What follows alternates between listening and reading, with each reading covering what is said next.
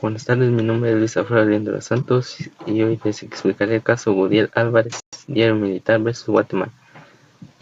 Este caso se relaciona con la desaparición forzada de 26 personas por agentes militares durante el conflicto armado interno guatemalteco de 1983 a 1985. El caso examina la responsabilidad del Estado por violaciones sistemáticas de derechos humanos y la falta de investigación efectiva. Contexto del caso: víctimas: 26 personas desaparecidas, incluyendo José Miguel Gudiel Álvarez, Rudy Gustavo Figueroa Muñoz, Wendy Santizo Méndez y sus familiares. Representantes: Fundación Mirna Mac y Clínica de Derecho Internacional de la Universidad de California. Falta de justicia: las víctimas y sus familiares no obtienen la justicia que merecen. El diario El Militar, el documento de inteligencia militar guatemalteco que registró 183 personas con datos personales, afiliación organizacional, actividades y fotografías. Cada registro detalla acciones perpetradas, detenciones secretas, secuestros y asesinatos. Las víctimas permanecen en cautiverio entre 15 y 106 días. Una fue ejecutada el día de su captura, otras trasladadas a destinos desconocidos o centros de detención clandestinos. Ahora veremos una línea del tiempo que explicará el procedimiento legal. Número 1, tenemos el 9 de diciembre de 2005, presentación de petición ante la CIDH. Este día las organizaciones Fundación Mirna Mac y la Clínica de Derechos Humanos de la Universidad de California presentaron una petición formal ante la Comisión Interamericana de Derechos Humanos, CIDH. En esta etapa, las víctimas o sus representantes denuncian violaciones de derechos humanos cometidas por el Estado, en este caso Guatemala. La CIDH analiza si la denuncia cumple con los requisitos para ser admitida. Luego tenemos el número 2, que es el 22 de octubre de 2010, informe de admisibilidad y fondo, informe 116 de 10 de la CIDH. Después de estudiar la denuncia, la CIDH publicó su informe 116 de 10, donde declara admisible la petición, es decir, reconoce que cumple con los requisitos para ser investigada. Analiza el fondo del caso, concluyendo que Guatemala es responsable por desapariciones forzadas, torturas y ejecuciones extrajudiciales ocurridas durante el conflicto armado interno de 1983 a 1985. Recomienda al Estado tomar medidas para investigar, sancionar y reparar los daños. Luego tenemos número 3, 18 de febrero de 2011, remisión del caso a la Corte IDH. Como Guatemala no cumplió con las recomendaciones de la CIDH, el caso fue enviado a la Corte Interamericana de Derechos Humanos, Corte IDH, el órgano judicial que puede emitir una sentencia. La CIDH presentó una demanda formal contra Guatemala pidiendo que la Corte determine la responsabilidad internacional del Estado. Luego tenemos número 4. 25 de abril de 2012, audiencia ante la Corte IDH. Este día se realizó la audiencia pública en la sede de la Corte IDH en San José, Costa Rica. En esta audiencia se escucharon los testimonios de las víctimas y testigos. El Estado de Guatemala presentó su defensa. La CIDH y los representantes de las víctimas expusieron sus argumentos. Esta audiencia sirvió para que la Corte analizara directamente las pruebas y los alegatos de ambas partes. Por último tenemos el 20 de noviembre de 2012, sentencia de fondo, reparaciones y costos.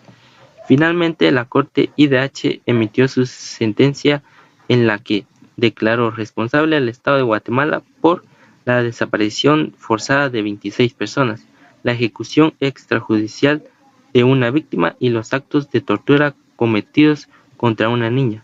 Ordenó al Estado medidas de reparación integral, incluyendo investigar y sancionar a los responsables, construir un memorial o parque conmemorativo, brindar atención psicológica a los familiares y realizar un documental sobre las víctimas y el caso.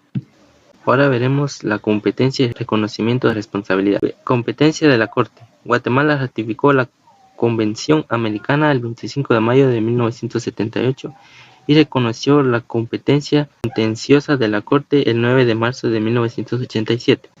El Estado reconoció su responsabilidad internacional por la violación de la libertad de asociación como móvil de las desapariciones y por violación de derechos del niño de Juan Pablo y María Quirina Armira López.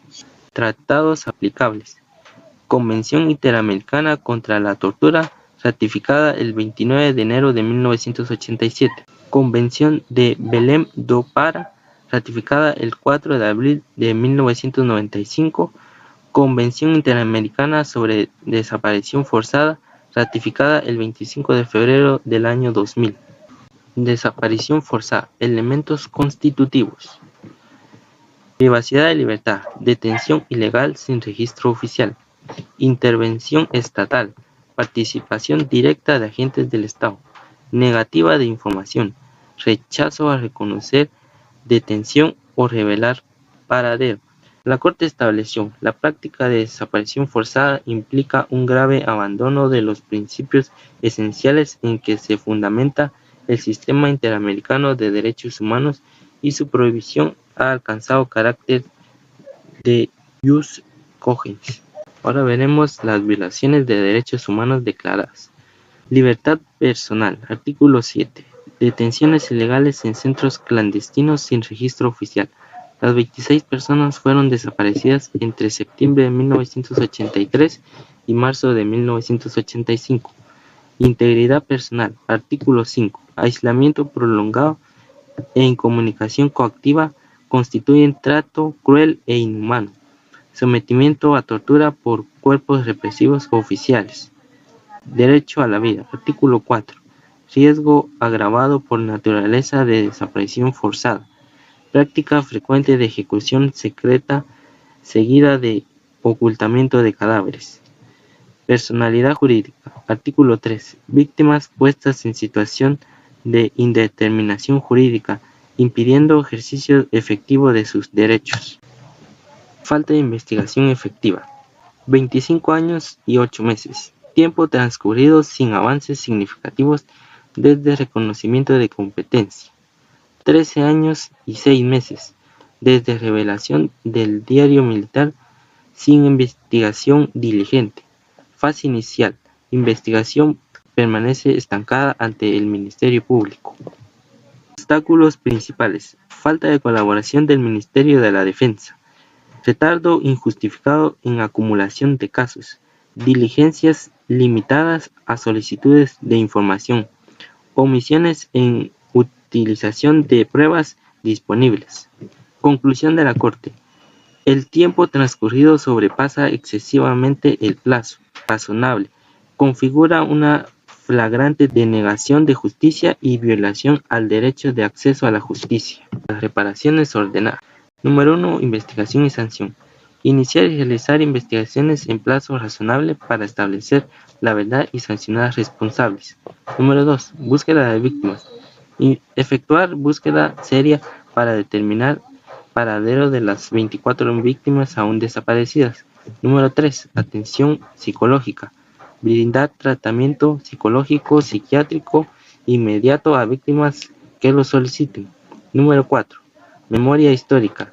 Realizar documental audiovisual y construir parque o plaza en honor a las víctimas. Número 5. Indemnizaciones. Pagar cantidades fijadas por daños materiales e inmateriales, costos y gastos. Conclusión. Podemos decir que el caso Diario Militar versus Guatemala demuestra cómo el Estado guatemalteco fue declarado responsable internacionalmente por las desapariciones forzadas, torturas y ejecuciones cometidas por sus fuerzas de seguridad durante el conflicto armado. El proceso, que inició en 2005 y concluyó en sentencia en 2012, evidenció la impunidad y la falta de justicia en el país. La Corte Interamericana ordenó medidas de reparación y memoria, reafirmando el derecho de las víctimas y sus familias. Muchas gracias por su atención.